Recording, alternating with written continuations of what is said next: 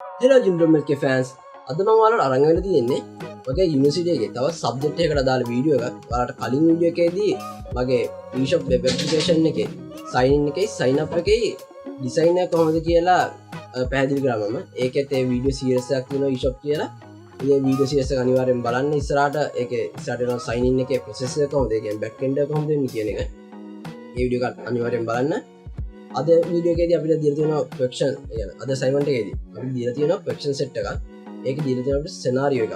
ඒ scenario එකට අදාළව අපිට ප්‍රශ්න දෙකක් දීලා තියෙනවා. ඒක ඒ ප්‍රශ්න දෙක scenario කියවලා ප්‍රශ්න දෙකට අදාළව database එකක් ක්‍රියේට් කරන්න තමයි අපිට අද තියෙන assignment එක විදියට. ඉතින් මේ scenario එක ගැන මම පැහැදිලි කිරීමක් කරන්න දැන් පොඩියට. මේ scenario එකේදී අපිට කියන්නේ එක ඉස්කෝලයක් තියෙනවා. ඒ ඉස්කෝලේ ශිෂ්‍යයින්ගේ ගුරුවරුන්ගේ details data ඔක්කොම ස්ටෝර් කරලා තියෙන පොත්වල. ඔයාලා දන්නවනේ පොත්වල ස්ටෝර් කරලා පස්සේ අපිට එන ප්‍රශ්නයක් තමයි පොත් කියන්නේ කාලයකදී පොත් ඉරෙන්න පුළුවන්, මේ විනාශ වෙන්න පුළුවන්, ඊට පස්සේ වේයෝ කන්න පුළුවන් වගේ භෞතික හානි වලට ලක් වෙන්න පුළුවන්. එතකොට data නැති වෙනවා අපිට. ඉතින් මේ ප්‍රශ්නේ මේ ඉස්කෝලේ මේ data මේ පොත්වලට ඒ විදිහට වෙලා තියෙනවා. එයාලා data destroy වෙලා තියෙනවා. ඉතින් දැන් මේ principal ට ඕන වෙලා තියෙන ඉස්කෝලේ මේ software එකක් හදාගන්න ඒ data ටික store කරලා තියාගන්න ඒ software එකේ. එතකොට මෙයා මේ project එක බාර දීලා තියෙන Asus කියන software company එකට. මට තියෙන්නේ ඒ කියන්නේ මම මේ company එකේ software engineer කෙනෙක් විදිහට මට හම්බෙලා තියෙන්නේ ඒ software එකේ database එක හදන්න. ඉතින් අපිට තියෙන්නේ දැන් මේ scenario එකට අදාළව database එක හදන්න. ඉතින් මේ database එක හදන්න මම පාවිච්චි කරන්නේ HDSQL කියන software එක. අපිට තව MySQL කියන software use කරන්න පුළුවන්. හැබැයි ඊට වඩා user friendly නිසා අපි HDSQL එක තමයි use කරන්නේ. ඉතින් අපි යන වීඩියෝ එකට යන්න කලින් ඔයා මගේ channel එකට අලුත් කෙනෙක් නම් channel එක subscribe කරන්න අනිවාර්යයෙන්ම. ඊට එහා පැත්තේ තියෙන bell notification icon එක all option එක දෙන්න. එහෙම වුණොත් ඉස්සරහට මම දාන වීඩියෝස් ඔයාලට බලා ගන්න පුළුවන්. notification මාර්කයෙන් දැනුවත් වෙන්න පුළුවන්. එතකොට මේ වීඩියෝ එක ඒ කියන්නේ ඔයාගේ impression, ඒ කියන්නේ මේ වීඩියෝ එක ගැන ඔයාගේ අදහස මොකක්ද? ඔයාලට මොනවද මේ වීඩියෝ එකේ තියෙන ප්‍රශ්න? කියන්නේ වීඩියෝ එකේ මම දැන් කියන ඒවා මොනවාරි වට ප්‍රශ්නයක් ආවා නම් ඒ ප්‍රශ්න මොනවද කියන ඒවා comment section එකේ දාන්න. වීඩියෝ එක කොහොමද කියන එකත් comment section එකේ comment කරන්න. ඒ වගේම මේ වීඩියෝ එක ඔයාගේ යාළුවන්ට බලන්න share කරන්නත් අමතක කරන්න එපා. අපි දැන් වීඩියෝ එකට. හරි, මේ තියෙන්නේ අපේ question set 1 එක. එතකොට මේක scenario එක තමයි මේ තියෙන්නේ. මේ තියෙන අපේ scenario එක අපිට දීලා තියෙන. ඉතින් අපිට මේකෙදී පළවෙනි ප්‍රශ්නේ දෙදියා තියෙන්නේ create a database called school db කියන database එක හදන්න කියලා තමයි තියෙන්නේ. අපි දැන් මම ඒකට පාවිච්චි කරන HDSQL. දැන් ඔයාලට ඒ කියන්නේ මෙතන මේ Java Institute කියන right click කරලා ඔයාලට පුළුවන් create new ගිහිල්ලා database දෙන්න. දීලා මම දැන් හදා ගන්නවා school db හදා ගන්නවා. මම ඕකේ දෙනවා. ඊට පස්සේ දෙවෙනි ප්‍රශ්නේ අපිට කියනවා create a table called student to store students data, follow the instruction below to create this table. මේ පල්ලෙහා තියෙන table එක තමයි දැන් අපි හදන්න ඕනේ. ඒකට මම දැන් මගේ school db කියන මේ තියෙන school db කියන වගේ database එක මම ඒක right click කරලා create new කියලා table කියලා දෙනවා. දීලා name එක දෙන්න කියලා තියෙන student කියලා දෙනවා. student කියලා දීලා අපි දැන් මේ column ටික add කරගන්න ඕනේ. අපි දැන් add දීලා පළවෙනි column එක මම index number දානවා. අපි මේකට primary key එකක් දෙන්න ඕනේ. ඉතින් සාමාන්‍යයෙන් primary key එකක් විදිහට ගන්නේ يعني නැවත repeat නොවන එකන්නේ. ඒ කියන්නේ දැන් index එකේ හැම එක්කෙනෙක්ට එකයින් දෙන්න පුළුවන්. ඒ වගේ unique තියෙන දෙයක් තමයි primary key එකක් විදිහට ගන්නෙ. එතකොට මෙතන allow not null අයින් කරනවා. අයින් කරලා මේක දිහා තියෙන වාචා දෙන්න කියලා. data type එක මම වාචා දෙනවා. length එක දෙනවා. length එක 10ක් දෙනවා. ඊට පස්සේ මේක right click කරලා අපිට මෙතන create new index කියන එකෙන් ඔයාලට පුළුවන් primary key එකක් set කරන්න. අන්න primary key එකක් විදිහට අපි ඒක set කරා. ඊට පස්සේ first name මාප add column දීලා first first name ඊට පස්සේ last name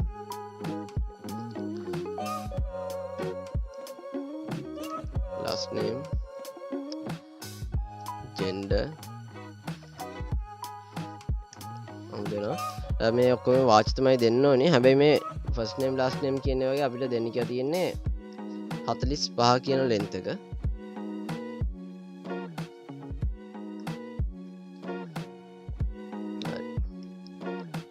ඊට gender එක අපිට ඒත් වාචමයි 10ක් කියලා දෙන්න කියලා තියෙන්නේ. ඊට පස්සේ මම තව කොලම් එකක් ඇඩ් කර ගන්නවා. ඒකට දෙනවා contact no.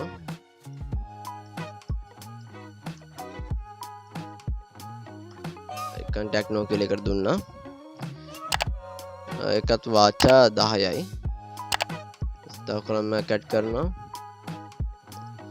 ඒක address. ඒකත් වාචා. හැබැයි අපිට ඒකට 60ක් length එක දෙන්න කියලා තියෙනවා. මොකද address එක කියන්නේ ටිකක් දිගට එන එකනේ.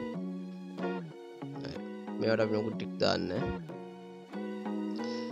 ඊට පස්සේ අපි ඒක save කරනවා. save කරාම ඒක save වුණා.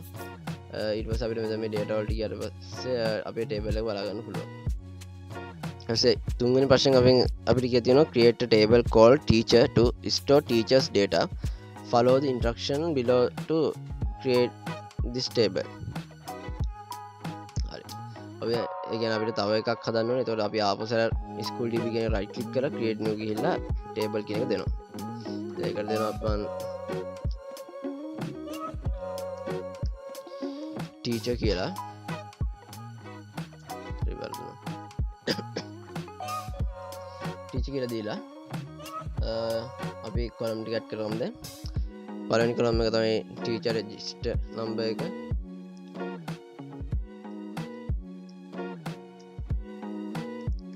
teacher no ඊළඟ කොලම් මේක අපිට දෙන්න කියලා තියෙන data type එක වාචා.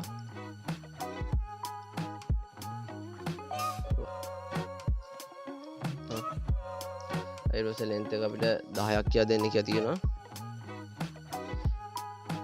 ඊළඟ කොලම් එක අපි add කරගමු first name.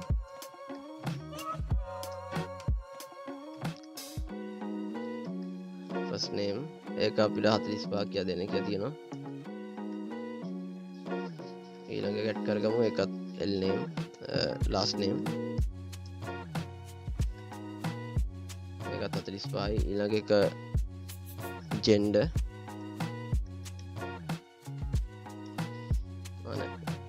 sorry වැරදුනා. මේක අපිට 10ක් දෙන්න කියලා තියෙනවා.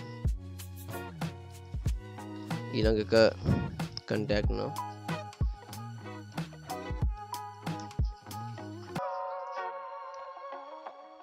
ඒකත් වාචා 10ම තමයි කරත් දෙන්න කියලා තියෙන්නේ. ඊට පස්සේ තව කොලම් එකක් අපිට add කරගන්න ඕනේ email.